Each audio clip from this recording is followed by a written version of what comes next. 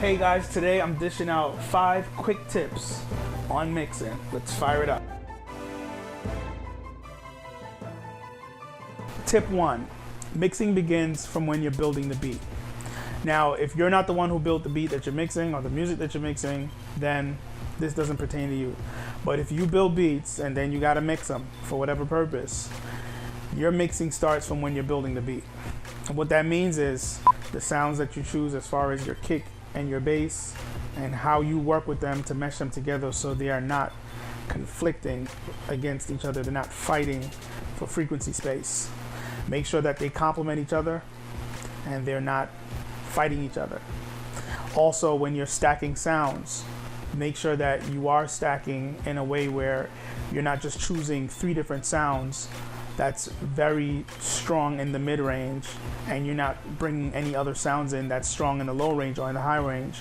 Your mix is very off balance. It has a lot of midtones because you're picking a lot of sounds that are very dominant in the midtones.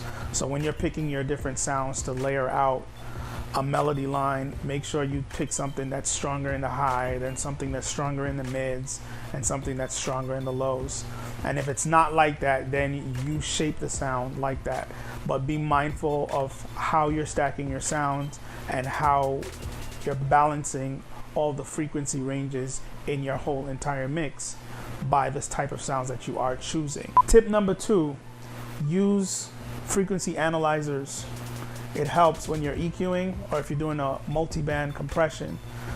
You're using your ears, but you want to also use your eyes to visually see the activity, see what's going on frequency-wise on the sound that you are trying to EQ.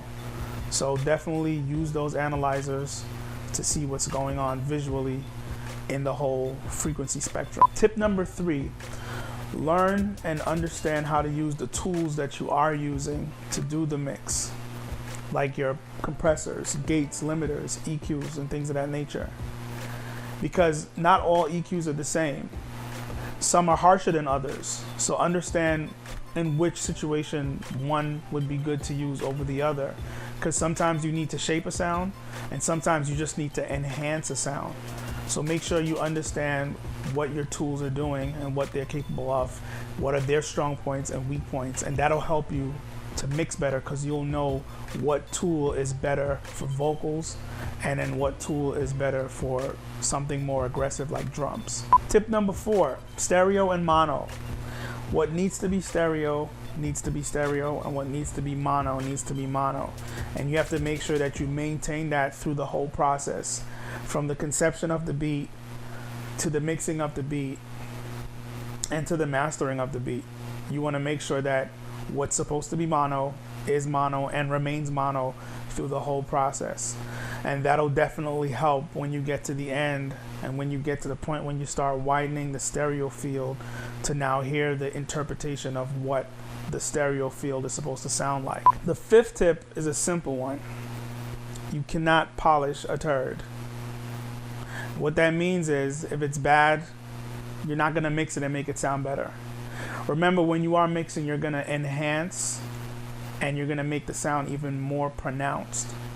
So if it's bad and you mix it, the bad parts of it is just going to be more pronounced. You cannot polish a turd. It's just going to highlight the fact that it is bad. Here's a bonus tip, guys. When you're doing your beats, you have to bear in mind that if you're doing your music with the intention of an artist using it later on, the human vocal is the most complex instrument in the world. So leave room for an artist. Understand that somebody's gonna jump on this later on, so I need to leave space for vocals. And that'll also help you later on when it's time to mix.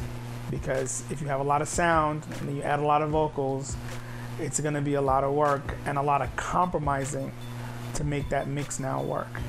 And it might not yield a good finished product. So those are my 5 quick mixing tips plus 1 bonus tip. Thank you for checking out this video, guys. And as always, you can go to the download page of this website and check out the free content there.